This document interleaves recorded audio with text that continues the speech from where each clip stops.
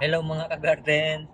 Magpipitas po tayo ng aking tanim na pechay dito lang sa aking taniman, dito sa gilid-gilid. Yan. Ang lalaki po.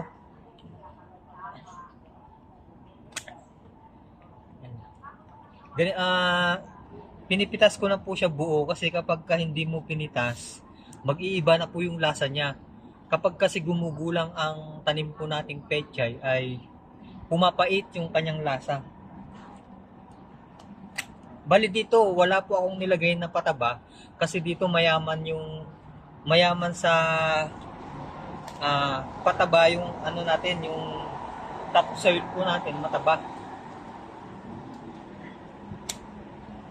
Yan, lalaki oh.